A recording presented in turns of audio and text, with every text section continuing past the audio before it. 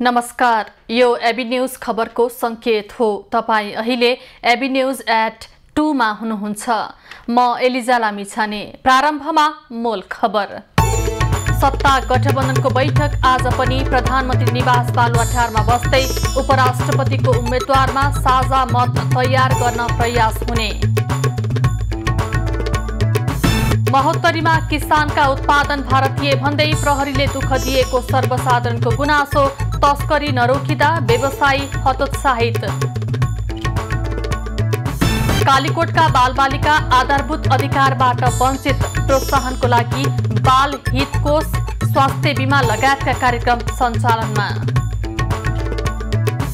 अमेरिकामा जस्तै बैंकिङ सङ्कट युरोपमा पनि फैलियो। स्विस बैंकमा समस्या देखिएपछि शेयर मूल्यमा भारी गिरावट।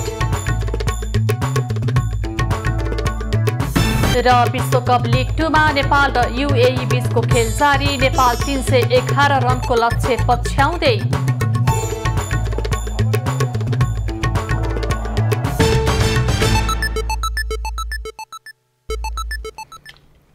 अब खबरको सिलसिला प्रारम्भ गरौं गठबन्धनको बैठक सम्बन्धी प्रसङ्गबाट। 10 दलीय सत्ता गठबन्धनको बैठक आज पनि बस्ने भएको छ। बुधबार प्रधानमन्त्रीको सरकारी निवास बालुवाटारमा बसेको गठबन्धनको बैठक उपराष्ट्रपतिको निर्वाचनका विषयमा छलफल भए पनि आधिकारिक उम्मेद्वार तोक्ने विषयमा सहमति जुटेको थिएन। आज पुनः छलफल गरेर गठबन्धनको तर्फबाट एकजना मात्रै उम्मेद्वार बनाउन प्रयास हुने भएको हो। गठबन्धनबाट उपराष्ट्रपतिको उम्मेद्वार जसपाका रामसाहेब प्रसाद यादव र जनमत पार्टीकी ममता झा रहेकी छिन्।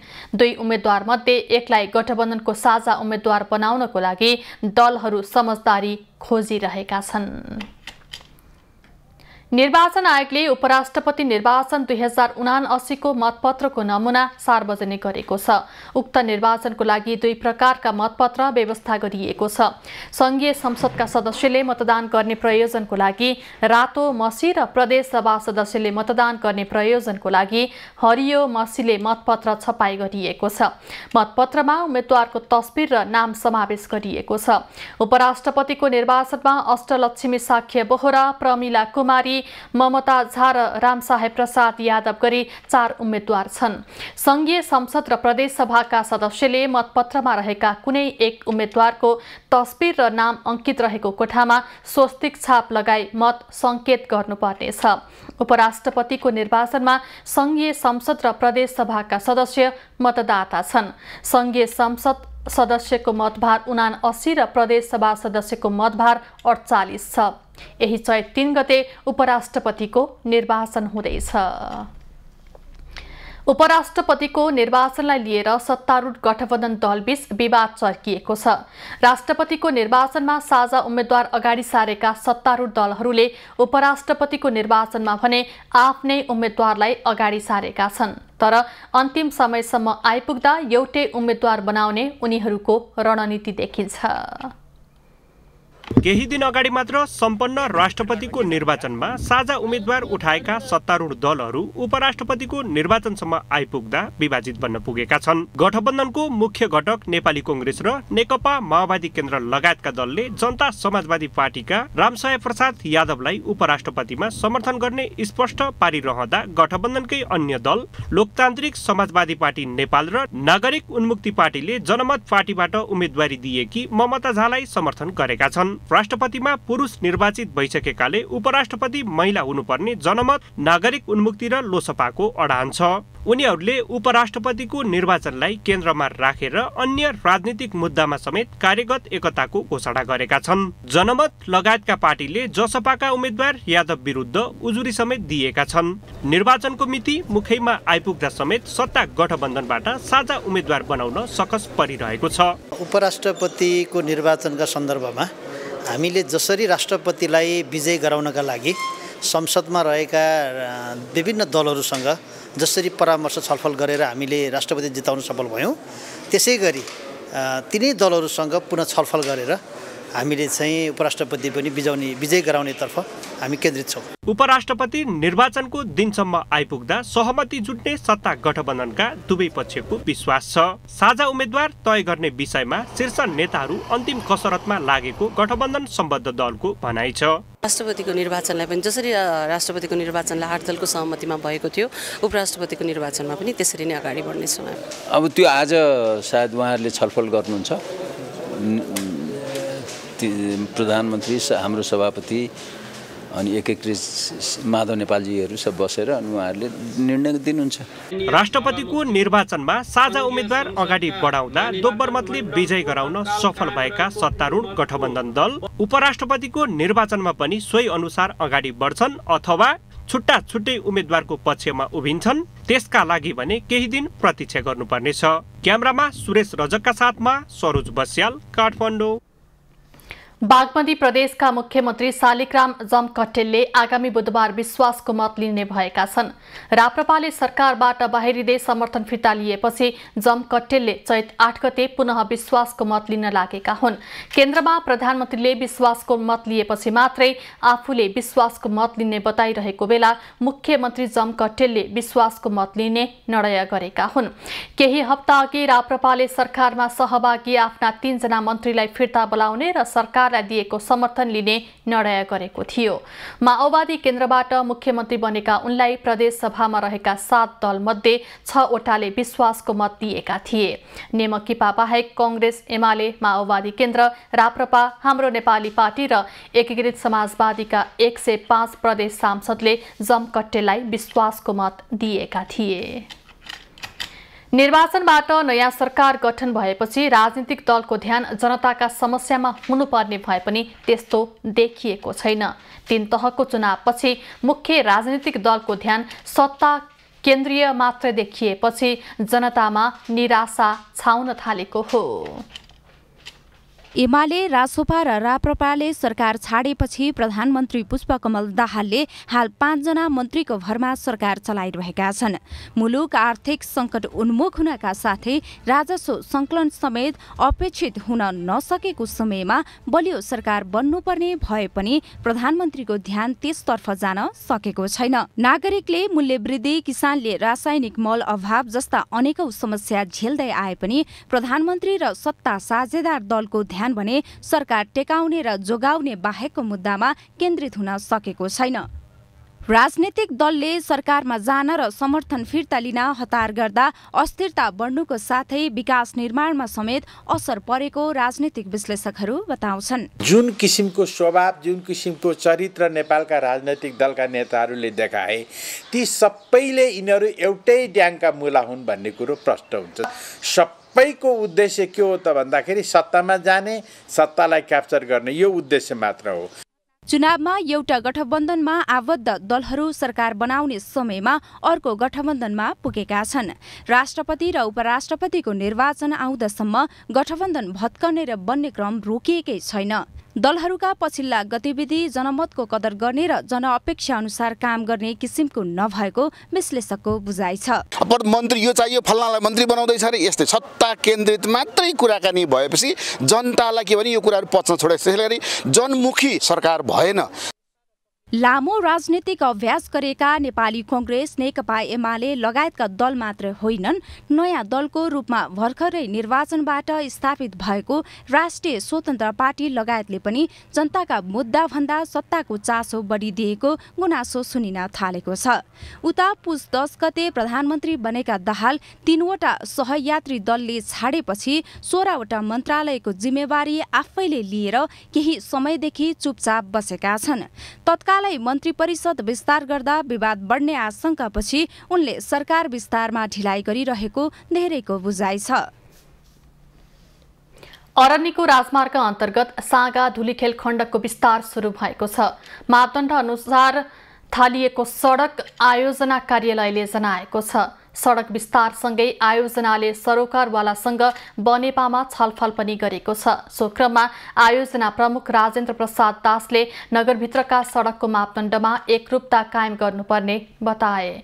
छलफलमा बनेपा नगर प्रमुख शान्तिरत्न साक्यले सडक विस्तार गर्दा आयोजनाले नगरसँग समन्वय गरेर काम गर्नुपर्ने पनि बताए। सडक विस्तारको क्रममा सडक दायाँ बायाँबाट बिजुलीका पोल र रुख हटाउने काम, खानेपानीको पाइप, ढल लाइन, टेलिकमको अप्टिकल फाइबर, मन्दिर इनारहरू भने हटाउन बाँकी छ। 3 वर्षभित्र पूरा हुने गरी 4 अर्ब 5 करोड 64 लाख रुपैयाँमा सो खण्ड विस्तार ठेक्का लामा कन्स्ट्रक्सन कम्पनी प्रालीले पाएको छ। काठमाडौँ महानगरपालिकाका सबै ओडामा आजदेखि निशुल्क कानुनी परामर्श सेवा सुरु हुने भएको छ। नेपाल ल क्याम्पससँग गत माघ 17 गते सम्पन्न सम्झौताको आधारमा उक्त क्याम्पसले खटाएको विद्यार्थीले प्रत्येक ओडामा पुगेर सेवा दिनेछन्। सेवामा जानु अघि आज उनीहरूलाई सम्पादन गर्नुपर्ने कामका विषयमा जानकारी गराइएको छ। सेवा उपलब्ध गराउनको लागि ल क्याम्पसबाट आएका विद्यार्थीलाई 16 बुँदे कार्य विवरण पत्र दिइएको छ। त्यसका लागि क्याम्पसबाट आएका स्नातक र स्नाकोत्तर तहका 50 जना विद्यार्थी छनौट भएका छन्। तीमध्ये हरेक ओडामा 1 जनाको दरले 32 जना र केन्द्रमा 3 जना विद्यार्थी परिचालन गरिने काम पाएको भनाइ छ। सेवा प्रदान गर्नको लागि हरेक ओडामा निशुल्क कानुनी परामर्श सेवा कक्ष स्थापना गरिएको छ। सेवाग्राहीको तर्फबाट पेश गर्नुपर्ने निवेदन, उजुरी, फिराद पत्र, प्रति उत्तर पत्र, लिखित जवाफ, मिलापत्रको मस्यौदा गर्ने, कानुनी व्यवस्था र प्रतिक्रियाको बारेमा मौखिक वा लिखित जानकारी दिनु सेवाको मुख्य उद्देश्य रहेको बताइएको छ। खबरको सिलसिला अझै जारी छ, हामी सँगै रहनुहोला।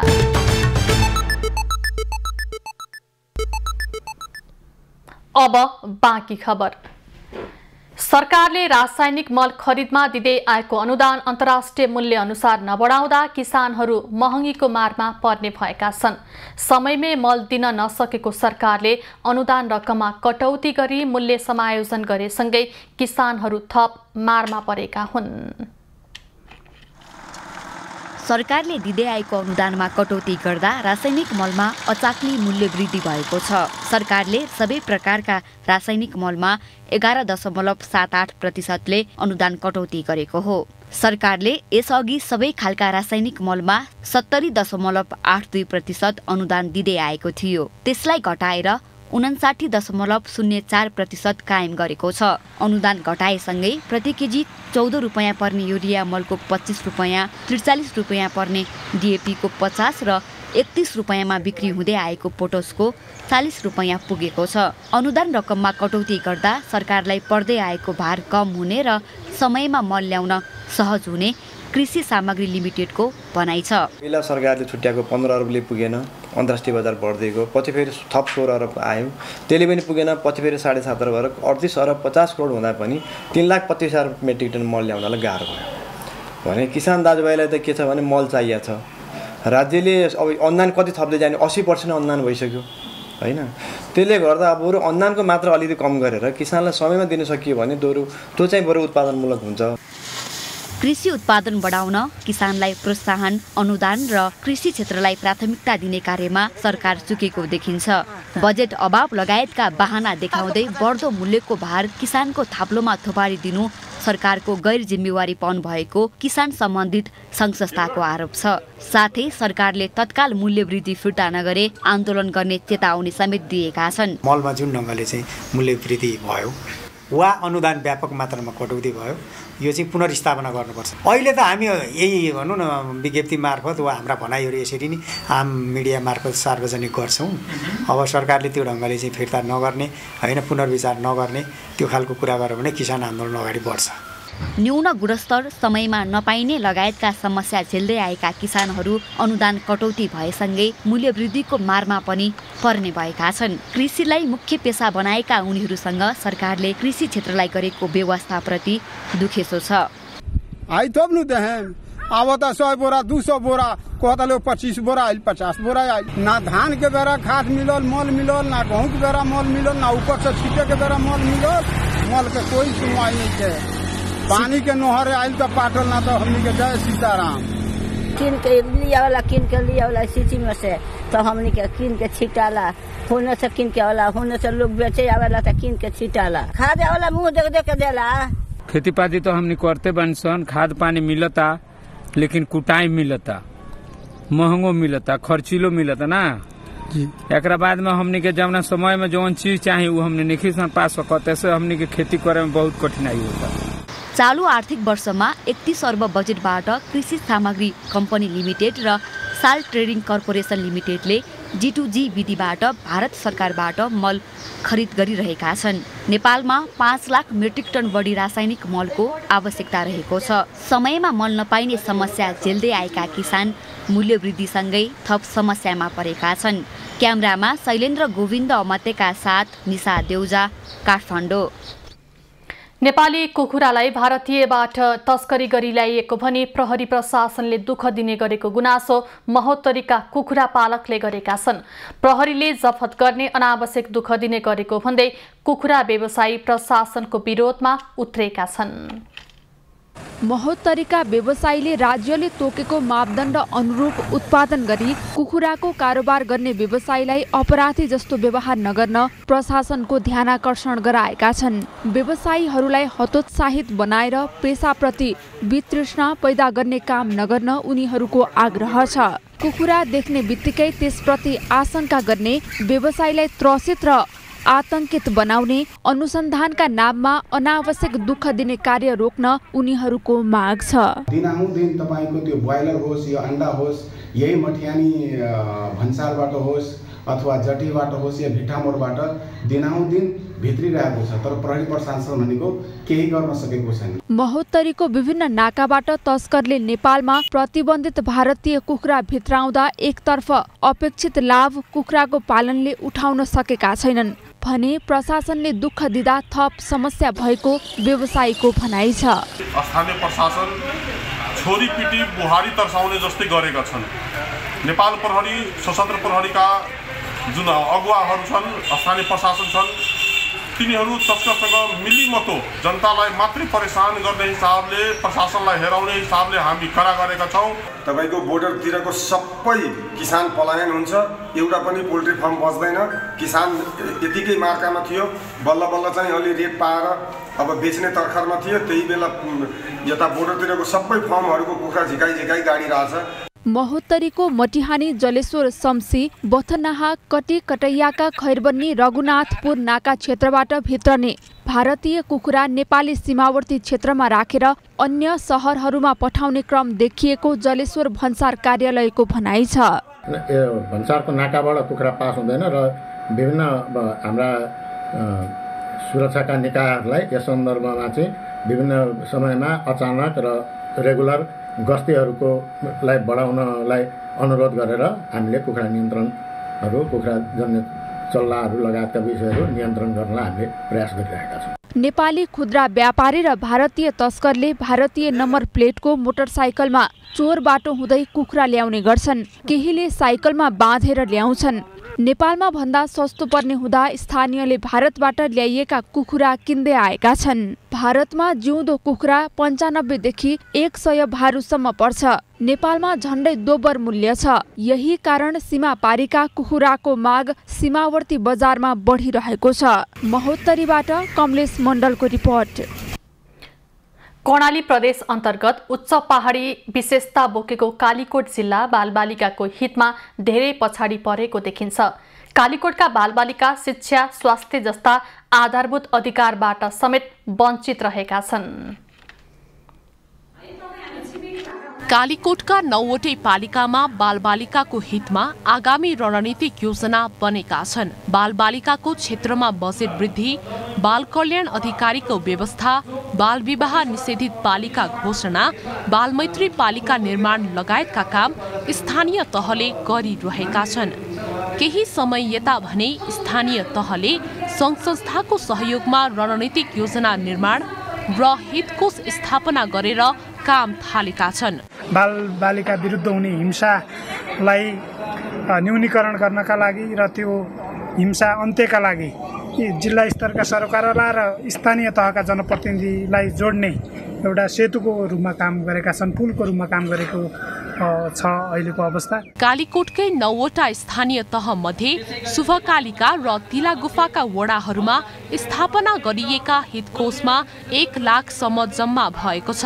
केही स्थानीय तहले बालबालिकालाई लक्षित गरेर ऐनका साथै घर समेत निर्माण गरिरहेका छन्। हामीले अबका वर्षमा बजेट निर्माण गर्दै गर्दा जुन यसलाई बालबालिकाको क्षेत्रमा हैन बालबालिकालाई कसरी अझै ध्यानमा राखेर काम गर्ने भन्ने कुराहरू एकदम महत्त्वपूर्ण सिकाइ भएको छ। संस्थागत विकास र चाहिँ तपाईको समग्र समुदायबाट आएका चाहिँ तपाईको समस्याहरूलाई समाधान गरेर बालबालिकाको हितको विषयमा चाहिँ तपाईको नियम र चाहिँ तपाईको संस्थागत निर्णय भएका छन्। तिला गुफामा जोखिमपूर्ण अवस्थामा रहेका 13 बालबालिकाका लागि घर समेत निर्माण भएको छ। टोल फ्री नम्बर स्थापना, स्वास्थ्य बीमा, बाल विवाह रोकथाम लगायतका अभियान पनि स्थानीय तहमा चलेका छन्। बाल विवाह न्यूनीकरण सम्बन्धी रणनीति योजना पनि 2077 मा बनेको छ कि नीति कानुनहरू कार्यान्वयन भएका छन्। किनभने एकैचोटि सबै कार्यान्वयन हुने चाहिँ होइन, भनौँ न कर्मशः रूपमा त्यो नीति कानुन कार्यविधि अनुसार रहेर नै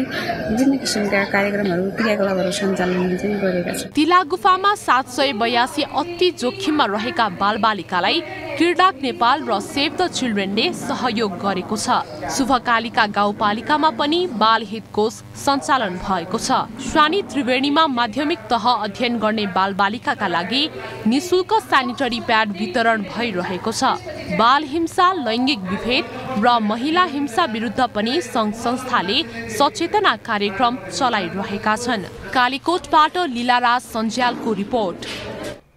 निजी विमान सेवा कम्पनीले दुःख दिएको अछामका सर्वसाधारणले गुनासो गरेका छन्।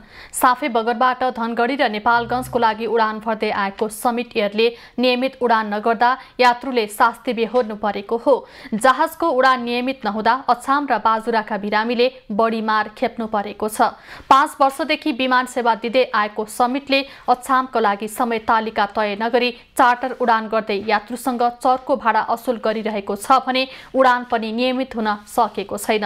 विगतमा सातामा 2 दिन धनगढी र नेपालगञ्ज उडान हुँदै आएकोमा एजेन्टले भुक्तानी नदिएको बहानामा अहिले रोकिएको छ।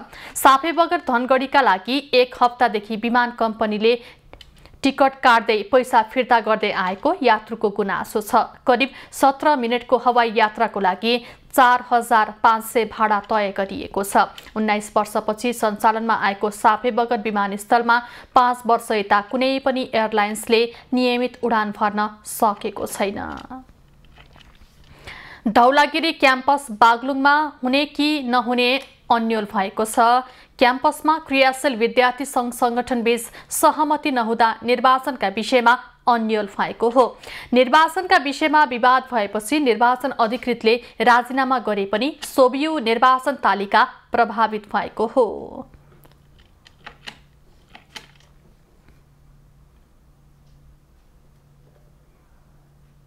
निर्वाचन आयोगले राजीनामा चाहिँ गरिसकेको छ र हामीले चाहिँ दोस्रो चरणमा चाहिँ अब 5 गतेको निर्वाचन हामीले त्यसलाई अब स्थगित गरिसकेका छौँ र अब हामीले बिचमा फेरि परीक्षा भएको कारणले फोर्थ इयरका विद्यार्थीको परीक्षा भएको कारणले फोर्थ इयरको विद्यार्थी पनि चाहिँ सहभागी हुने र निर्वाचन हुने गरी चाहिँ हामीले 18 गते वा चाहिँ त्यसभन्दा भित्रमा चाहिँ हामीले निर्वाचन गर्ने गरी एउटा कार्यपालिका निर्माण गर्ने चाहिँ अभियानमा छ। चुनाव चाहिँ हुनपर्छ। चुनाव 18 गते फिक्स गरेको छ, तर चुनाव स्वच्छ तरिकाले हुनपर्छ। क्याम्पसमा भएका विद्यार्थीहरू सबै राम्रो सङ्गठनतिर लाग्नुपर्छ। क्याम्पसमा विद्यार्थीले स्वच्छ वातावरणमा निर्वाचनमा मतदान गर्न पाउनुपर्ने माग विद्यार्थीले राख्दै आएका छन्।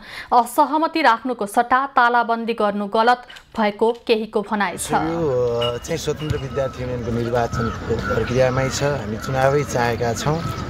हामी चुनाव गराउने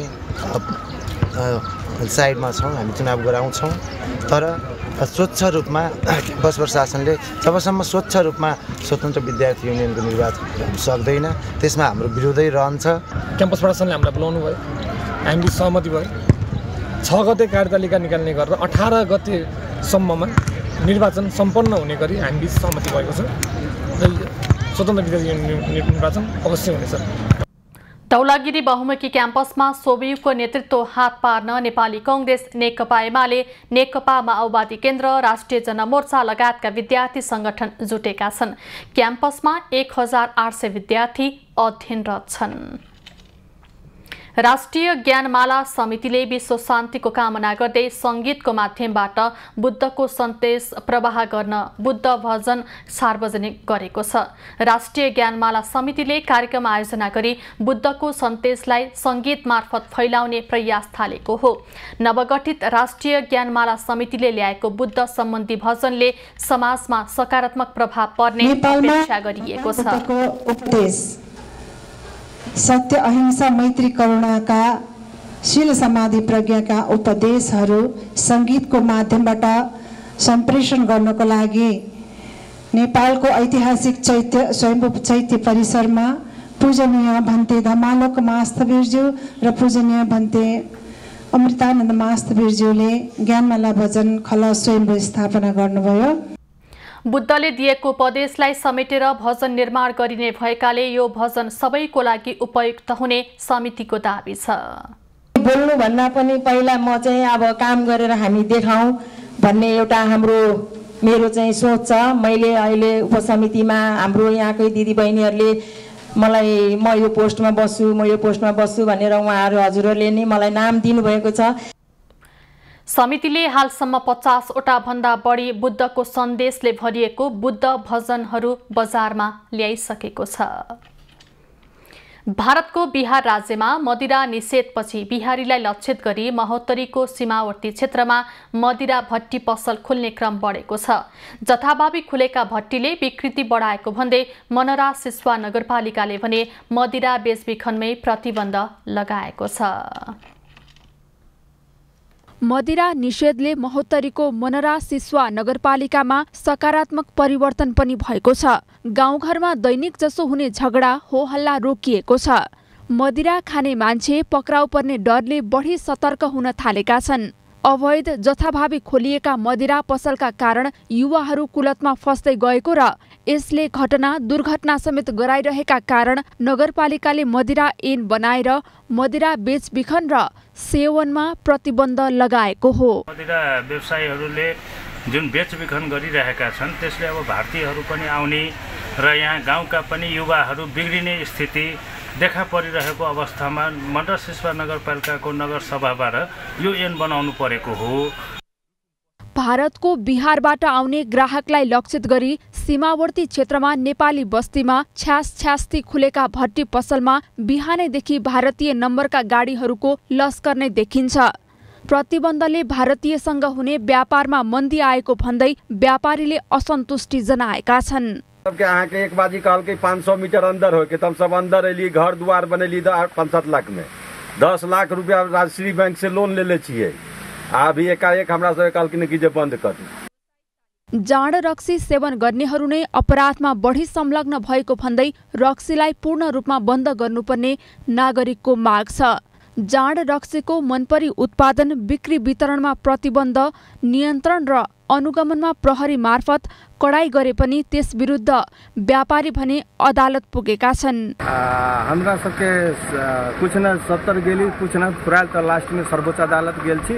अब ओहि ठाम से देखियो की केना होय छै, शायद हमरा सबके जीत होतै, है ना। हम सवाल निकल तो छियै नै जे करै छै अपना हक हित के लेल। लगभग एक दुकान से लगभग 15 आदमी 20 आदमी के पेट चलै छै। नगरले भने ओडा नम्बर 2, 3, 5, 8, 9 र 10 का सम्पूर्ण क्षेत्रमा पूर्ण रूपमा मदिरा उत्पादन, संकलन, भण्डारण र बिक्री वितरणमा रोक लगाएको छ। ओडा नम्बर 1, 4, 6 र 7 मा भने सार्वजनिक तथा सरकारी कार्यालय, शैक्षिक र स्वास्थ्य संस्था एवं मठ मन्दिरदेखि 300 मिटर क्षेत्रमा मदिरा रोक लगाइएको हो। यसले सामाजिक सद्भाव, सुस्वास्थ्य, आर्थिक हित तथा सम्भावित आपराधिक घटनालाई नियन्त्रण गर्ने विश्वास नगरको छ। महोत्तरीबाट कमलेश मण्डलको रिपोर्ट। स्थानीय तह र प्रदेश सरकारले किसानलाई प्रोत्साहित गर्ने कार्यक्रम ल्याएपछि पूर्वका किसान कफी खेतीमा आकर्षित भएका छन्। राम्रो आम्दानी हुने देखिएपछि मोरङ लेटाङका किसान कफी खेतीमा लागेका हुन्। राज्य स्तरबाट किसानलाई नीतिगत र कार्यक्रमगत तवरले प्रोत्साहन गर्न थालेपछि पूर्वका कृषकहरू खेतीमा आकर्षित हुन थालेका छन्। वातावरण, माटो र वर्षाको मात्रा अनुकूल फस्टाउने खेतीतर्फ कृषकहरू आकर्षित हुन थालेका हुन्। यस्तै मोरङको लेटाङ नगरपालिका वडा नम्बर 1 का किसानहरूले पनि व्यावसायिक कफी खेती सुरु गरेका छन्। कफी खेतीबाट यो लेटाङ नगरपालिकालाई नै चिनाउन सकिने सम्भावना एकदम राम्रो छ। लेटाङको 7 नम्बर र 1 नम्बर एकदम कफी खेती गर्न योग्य हावापानी र माटो र भूगोल भएको ठाउँ हो। त्यसैले यसो कफी खेतीमा हामी अब भनौँ न 4 वर्ष अगाडिदेखि म पनि लागिरहेको छु र कफीको उत्पादन यो सबै साथीहरूले पनि अहिले लगाउन सुरु गरिरहेको छ। स्थानीय सरकारले समेत कफी खेती गर्नेलाई प्रोत्साहन गर्ने नीति लिएपछि कफी लगाउनेको संख्या बढेको हो। लेटाङ 1 को सागमा क्षेत्र कफी खेतीका लागि उपयुक्त हावापानी भएको मानिन्छ। केही किसानले यहाँ अर्ग्यानिक फार्म नै खोलेर कफी खेती गरिरहेका छन्। मैले यहाँ चाहिँ यो कफी खेती चाहिँ विगत आजभन्दा 3 वर्ष अगाडिदेखि सुरुवात गरिरहेको छु र अहिले मेरो बिरुवाहरू फली पनि रहेको छ र मेरो यो बिरुवा लगाएको जग्गा चाहिँ 19 रोपनी छ पूर्जा चाहिँ र त्यसमा ओइलनी यताउता गर्दा छेउछाउ गर्दाखेरि लगभग 25 रोपनीको हाराहारीमा होला जग्गा। किसानले रोपेका कफीको बिरुवाले उत्पादन समेत दिन सुरु गरे पनि किसान दङ्ग छन्। किसानले उत्पादन गरेको कफी अर्ग्यानिक तरिकाले घरमै प्रशोधन गरेर किसानले बिक्री गर्दै आएका छन्। कफीको खेतीमा लागे राम्रो आम्दानी लिन सकिने किसानको भनाइ छ। अब मैले अहिले कफी जुन यो खेती गर्न थालेको चाहिँ अहिले यो बिरुवा रोपेको 2.5 वर्ष भयो, अहिले फल्न थालेको छ। म यो कफीमा चाहिँ यो साल चाहिँ म लगभग 50-55 केजी फाइदा लिन थालेको छु। त्यस कारणले गर्दा म अझै यो कफीलाई अझै राम्रो बनाउने म प्रयासतिर लागिरहेको छु। लेटाङ क्षेत्रमा कफीको व्यावसायिक विकासका लागि स्थानीय तहले विभिन्न निकायमा पहल गरेर खेती विस्तार गर्दै जाने योजना बनाएको छ। कफी खेतीमा यहाँका माथिल्लो वर्गका किसानहरू उत्साहित भएछन्। त्यही हिसाबले वडाले पनि यो कफी खेतीको लागि बिरुवा वितरण र अन्य कामको लागि वडाले पनि केही थेर बहुत सहयोगहरू दिँदै आएको छ। त्यही हिसाबले अहिले कृषकहरूले लगाएको 2-3 वर्षमा केही राम्रो आम्दानी पनि उहाँहरूले लिँदै हुनुहुन्छ। लेटाङको सागमा र कुवापानीका साथै अधेरी, कुइकुण्डा, सागफारा लगायतका क्षेत्रमा पनि कफी खेती हुँदै आएको छ। लेटाङको वडा नम्बर 7 मा पनि व्यावसायिक रूपमा कफी खेती हुँदै आएको छ। सुनसरी ब्युरोको रिपोर्ट। खबरको सिलसिला अझै जारी छ, हामी सँगै रहनुहोला। अब पालो दुनियाको खबरको। अमेरिकामा जस्तै बैंकिङ सङ्कटको समस्या युरोपमा पनि देखिन थालेको छ। स्विजरल्यान्डका केही ब्याङ्कहरू समस्यामा पर्ने सङ्केत देखिएपछि शेयर मूल्यमा अभूतपूर्व गिरावट आएको अन्तर्राष्ट्रिय सञ्चार माध्यमले जनाएका छन्। स्विजरल्यान्डको क्रेडिट स्विस बैंकमा समस्या देखिएपछि शेयर मूल्यमा एकै दिनमा 24% गिरावट आएको छ। क्रेडिट स्विस बैंकमा देखिएको जोखिमका कारण अन्य बैंक तथा वित्तीय संस्थाको शेयर मूल्य पनि घटेर शेयर बजार नै प्रभावित भएको छ। जर्मनीको शेयर बजारमा 3%, फ्रान्सको शेयर बजारमा 4.5% र बेलायतको शेयर बजारमा 2% को गिरावट आएको छ। बैंकले समस्या समाधानको लागि बैंक अफ इङ्ल्यान्डका विज्ञलाई बोलाएका छन्। स्विस नेशनल बैंक र स्विस फाइनान्सियल सुपरभिजन अथोरिटीले वित्तीय सङ्कटको त्रास शान्त पार्ने प्रयास भइरहेको जनाएको छ। क्रेडिट स्विस बैंकलाई तरलता पनि उपलब्ध गराउने तयारी समेत गरिएको छ। इन्डोनेसियाको बोर्नियो टापुका आदिवासी विस्थापित भएका छन्। बोर्नियो टापुलाई नयाँ राजधानी बनाउने प्रक्रिया अघि बढेपछि आदिवासी जनजातिहरू आफ्नो भूमि छाड्न बाध्य भएका छन्। इन्डोनेसियाको बोर्नियो टापुमा 32 अर्ब डलर लगानीमा नयाँ राजधानी सहर निर्माण गर्ने योजनाले बिस्तारै आकार लिन थालेपछि आदिवासी जनजातिका गाउँलेहरू त्यहाँबाट निस्किन बाध्य भएका छन्। कुनै समय जनजातिको पुर्खाको खेतीयोग्य जमिन अहिले 24 घण्टा पिलिङको काम चलाउने र राजधानीका लागि नयाँ इन्टेक बाँध निर्माण गर्ने भारी उपकरणले भरिएकोमा जनजातिहरू चिन्तित छन्।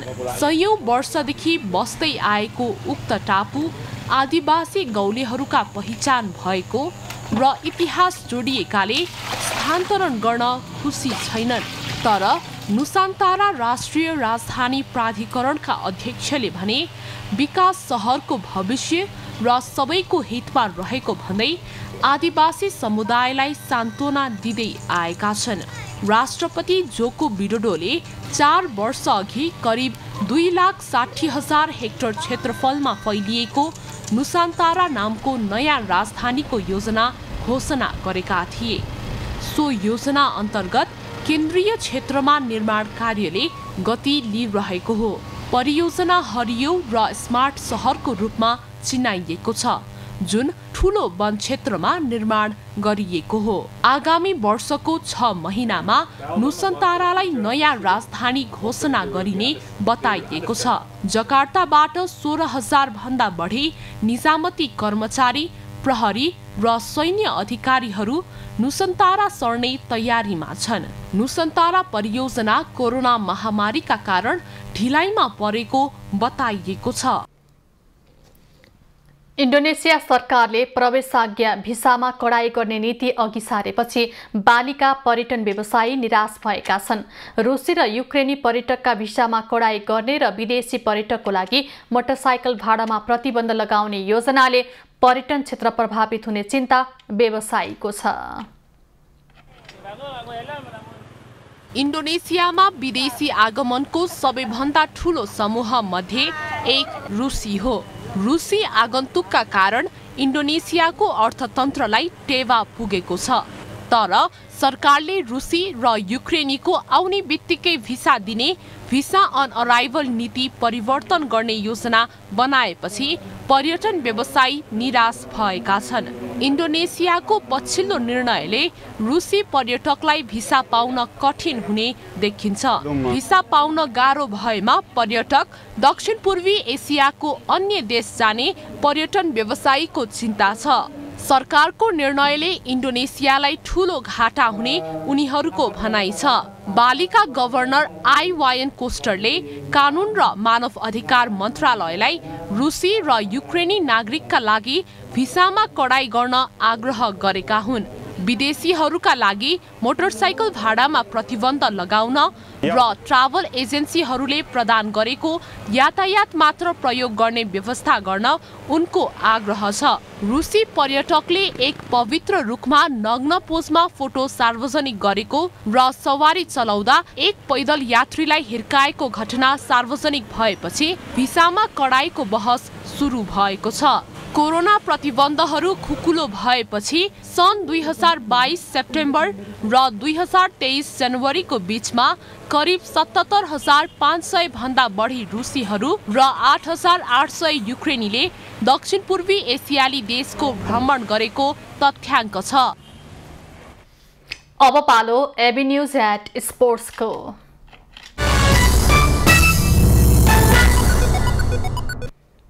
आईसीसी विश्वकप क्रिकेट लिग 2 अन्तर्गतको त्रिकोणात्मक सिरिजको अन्तिम खेलमा यूएईले नेपाललाई जितको लागि 311 रनको लक्ष्य दिएको छ। एक दिवसीयमा नेपाल विरुद्ध कुनै पनि टोलीले बनाएको यो अहिलेसम्मकै सर्वाधिक ठूलो योगफल हो। कीर्तिपुर स्थित टीयू क्रिकेट मैदानमा टस जितेर पहिले ब्याटिङ गरेको यूएईले 50 ओभरमा 6 विकेट गुमाएर 310 रन बनायो। यूएईका लागि आसिफ खानले शतकीय इनिङ खेले। उनले अभिजित 101 रन बनाउँदा भिद्रिय अरविन्दले 94, कप्तान मुहम्मद वासिमले 63, रोहन मुस्तफाले 20 रन बनाए। नेपालका लागि दिपेन्द्र सिंह ऐरीले 2, ललित राजवंशी, सन्दीप लामिछाने र सोमपाल कामीले 1-1 विकेट लिए। लिग 2 अन्तर्गत नेपालले अहिलेसम्म 35 खेलबाट 38 अङ्क बनाएको छ। आजको खेलमा जित निकाले नेपालले नामिबियालाई पछि पार्दै तेस्रो स्थानमा रहेर जिम्बाब्वेमा आयोजना हुने विश्वकप छनौट खेल्न पाउनेछ। यता समान खेलबाट 33 अङ्क जोडेको यूएई 6औं स्थानमा रहेको छ। लिग 2 मा स्कटल्यान्ड शीर्ष स्थानमा रहँदै र ओमान दोस्रो स्थानमा रहँदै विश्वकप छनौटमा पुगिसकेका छन्। आजको खेलमा पराजित भएमा नेपालले विश्वकप छनौट खेल्ने प्ले अफ खेल्नुपर्नेछ। नेपाली राष्ट्रिय टिमका पूर्व खेलाडी शक्ति गौचन नेपालले आजको खेलमा धेरै उत्साहित हुनुपर्ने अवस्था नरहेको प्रतिक्रिया दिएका छन्। सम्हालिएको प्रदर्शन र विगतका खेलहरूलाई निरन्तरता दिए आज पनि नेपालले सुखद नतिजा निकाल्ने गौचनको भनाइ छ।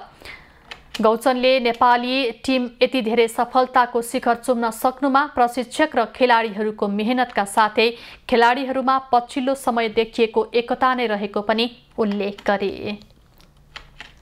अरू कुरा गर्दा पनि धेरै एक्साइटेड हुनुपर्ने पनि छैन। एउटा जोस र जाँगरको साथ एउटा जुन आफूले टार्गेट सेटअप गरेको छ कि यो म्याच हामीले चाहिँ तरिकाले चाहिँ राम्रो पर्फर्म गरेर चाहिँ जित्ने, त्यति मात्रै फोकस गरेर हुन्छ। यो हाम्रो क्वालिफाई हुन्छु यो भयो भने यो होला भन्ने धेरै कुराहरू सोच्न पर्दैन। जस्ट म्याचको बल बाई बल फोकस गर्ने। आई थिङ्क मलाई लाग्छ कि त्यो कुराहरू चाहिँ यदि बेसिक तरिकाले अगाडि बढ्यो भने मलाई लाग्छ कि हामीले जुन अचिभमेन्ट पाउने सोचिरहेको छौँ त्यो सजिलै नै पाउँछौँ। पछिल्लो समय नेपाली राष्ट्रिय क्रिकेट टोलीले उत्तम नतिजा हात पारिरहेको छ। पछिल्लो समय खेलेका 11 खेलमध्ये 10 खेल जितेको छ भने 1 खेलमा मात्रै हार बेहोर्नु परेको छ। नेपालले युएईलाई आजको खेलमा हराए टेस्ट मान्यता प्राप्त राष्ट्रहरूसँग खेल्न पाउनेछ। नयाँ सिजनको शहीद स्मारक ए डिभिजन लिग फुटबल प्रतियोगितामा आजबाट 5औं चरणका खेलहरू सुरु भएको छ। च्यासलमा जारी खेलमा एफसी खुमलटार र रोयल ब्लू 7 बाटो युथ क्लब बीच प्रतिस्पर्धा भइरहेको छ। खुमलटार आज तेस्रो जितको खोजीमा हुनेछ। खुमलटार 4 खेलमा 6 अङ्क जोडेर 7औं स्थानमा रहेको छ। 7 बाटो तेस्रो जितको खोजीमा हुनेछ। 7 बाटो 4 खेलमा 9 अङ्क जोडेर दोस्रो स्थानमा रहेको छ। 7 बाटो खुमलटारलाई हराएर शीर्ष स्थानमा उक्लन चाहन्छ। यस्तै इन्फा कम्प्लेक्समा हिमालयन शेर्पा क्लब र सङ्कटा क्लब बीचको खेल जारी छ। हिमालयन दोस्रो जित निकाल्ने योजनामा रहेको छ। हिमालयन 4 खेलमा 4 अङ्क जोडेर 11औं स्थानमा रहेको छ। सङ्कटा पनि दोस्रो जितको खोजीमा हुनेछ। सङ्कटा 4 खेलमा 5 अङ्क जोडेर 8औं स्थानमा रहेको छ।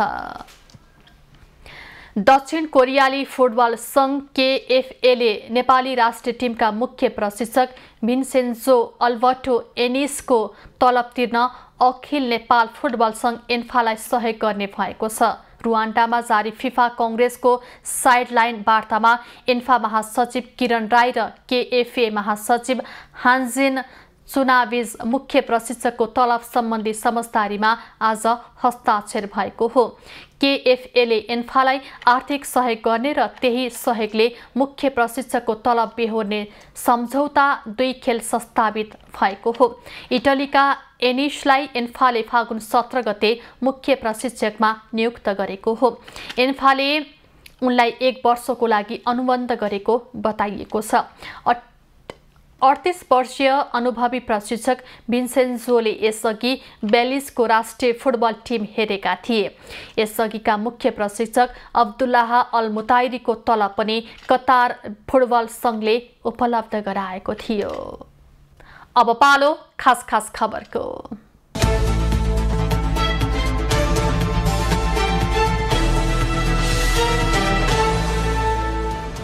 राष्ट्रिय स्वतन्त्र पार्टी रासोपाले पार्टी पदाधिकारी र संसदीय दलको संयुक्त बैठक बोलाएको छ।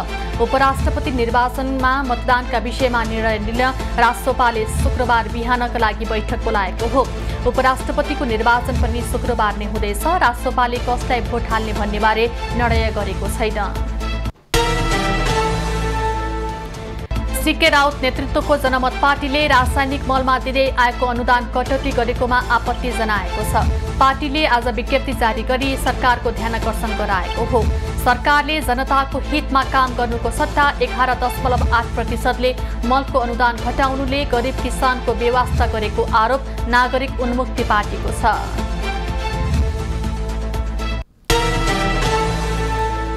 नेपाल ल क्याम्पसलाई कानून विश्वविद्यालय बनाउन माग गर्दै आज 3 विद्यार्थी संगठनले प्रधानमन्त्री पुष्पकमल दाहाललाई ज्ञापन पत्र बुझाएका छन्।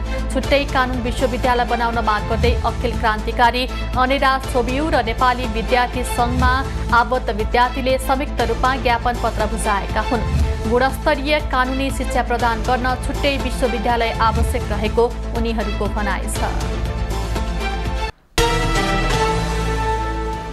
प्रधानमन्त्री कार्यालयको आधिकारिक Twitter account PMO Nepal hack भएको छ। ट्विटर अकाउन्ट ह्याक गरेर आधिकारिक ट्विटर ह्यान्डलबाट असान्दर्भिक पोस्टहरू रिट्विट गरिएको हो। अहिले अकाउन्ट रिकभर भएको र ह्याकिङको विषयमा अध्ययन भइरहेको प्रधानमन्त्री कार्यालयले जनाएको छ।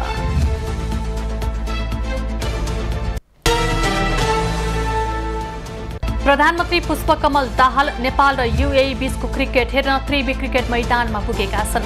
विश्वकप लिग 2 अन्तर्गतको अन्तिम खेल अघि उनले मैदानमै पुगेर खेलाडीहरूलाई शुभकामना दिएका हुन्। नेपाली टिमको हौसला बढाउन प्रधानमन्त्री मैदानमै उपस्थित भएका हुन्।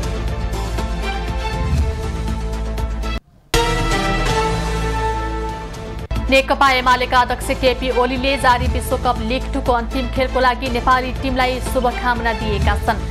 त्रिभुवन विश्वविद्यालयको खेल मैदानमा जारी UAE विरुद्ध मैदानमा उत्रेको नेपाली टिमलाई एमाले अध्यक्ष ओलीले जितको शुभकामना दिएका हुन्।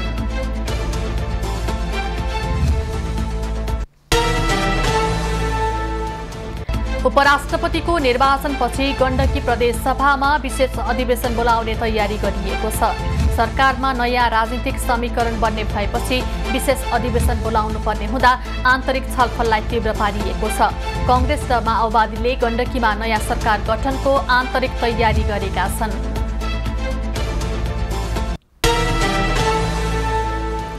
लुम्बिनी प्रदेश सभाको बैठक चैत 7 गते बस्ने भएको छ।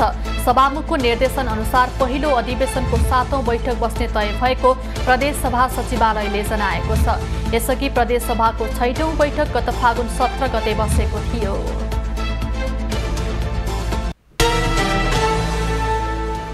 स्वतन्त्र विद्यार्थी युनियन सोबियु चुनावको लागि विद्यार्थी संगठनले प्रचार प्रसार तीव्र पारेका छन्। ठूला आङ्गिक क्याम्पसमा विद्यार्थी संगठनहरूले आफ्नो पक्षमा प्रचार प्रसारलाई तीव्र पारेका हुन्। सोबियु निर्वाचन आचार संहिता अनुसार आज प्रचार प्रसारको अन्तिम दिन हो। उम्मेद्वारले आज राति 12 बजेसम्म मात्र प्रचार प्रसार गर्न पाउने आचार संहितामा उल्लेख छ।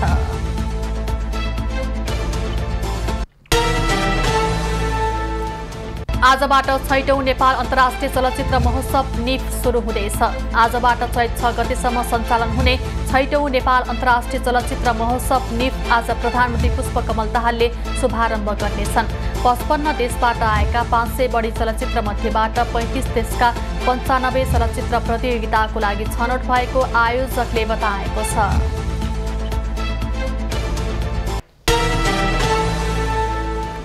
प्रधानमन्त्री पुष्पकमल दाहालको भारत भ्रमणको गृह कार्य सुरु भएको छ। विश्वासको मत लिए लगतै दाहाल प्रधानमन्त्रीका रूपमा तेस्रो पटक दिल्ली जाने तयारीमा लागेका हुन्। चीनमा आयोजित बोआओ फोरम फर एसियामा भने दाहाल सहभागी हुने निश्चित भएको छैन।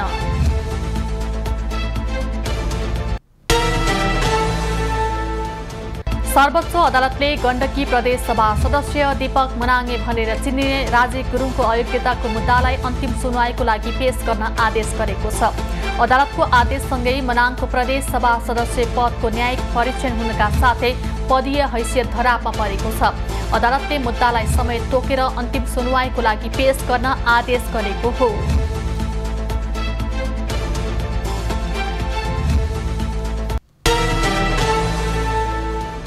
नेपाली बजारमा सुनको मूल्य पुनः तोलामा 1000 रुपैयाँले बढेको छ। आज छापावाला सुनको मूल्य 1,06,700 र तेजाबी सुन 1,06,200 रुपैयाँमा कारोबार भइरहेको हो। चाँदीको मूल्य पनि तोलामा 5 रुपैयाँले बढेर 1,305 रुपैयाँ पुगेको छ।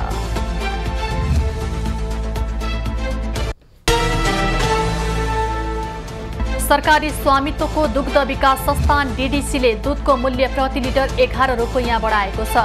DDCले आजदेखि लागू हुने गरी दूधको उपभोक्ता मूल्य बढाएको हो। यसअघि प्रति लिटर 86 रुपैयाँ रहेको दूधको मूल्य प्रति लिटर 97 रुपैयाँ पुर्याइएको थियो।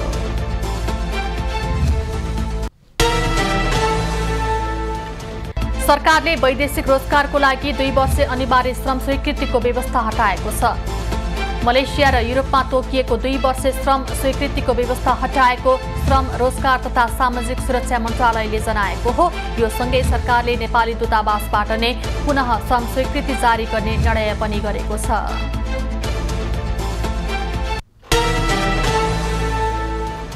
कतारकी राजकुमारी आस्मा अल थानी र आरोही निर्मल फुर्साको टोली अन्नपूर्ण हिमालको 2 नम्बर क्याम्पमा पुगेको छ। म्याग्दीको अन्नपूर्ण गाउँपालिका र नारच्याङ स्थित 8091 मिटर अग्लो अन्नपूर्ण प्रथम हिमाल आरोहण गर्न टोली उक्त स्थानमा पुगेको हो। अनुकूल मौसम भएमा 15 दिनभित्र आरोहण टोलीले अन्नपूर्ण हिमालको आरोहण गर्ने तयारी गरेको छ।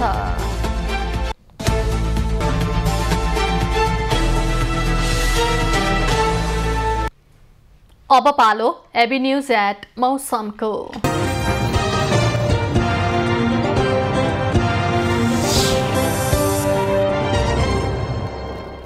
हाल देशमा पश्चिमी वायुको सामान्य प्रभाव रहेको छ।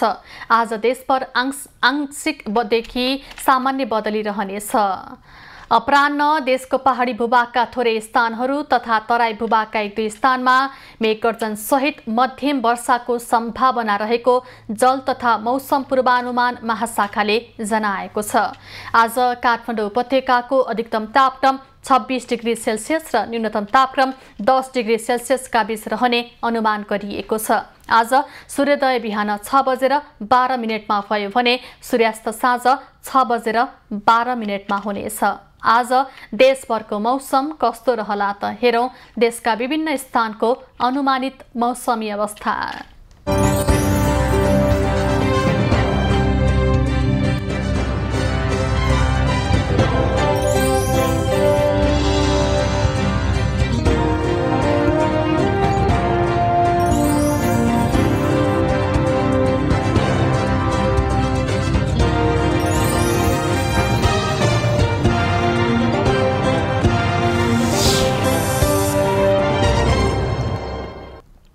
अहिलेलाई खबरको क्रम यति नै। एबी न्यूज खबरका यी सहित अन्य विस्तृत खबरको लागि www.abnews.tv लगइन गर्न सक्नुहुनेछ। युट्युब, फेसबुक र ट्विटरमा पनि हामीलाई फलो गर्न सकिनेछ। खबरभित्रको खबरको लागि हेर्दै रहनुहोला एबी न्यूज खबर। नमस्कार।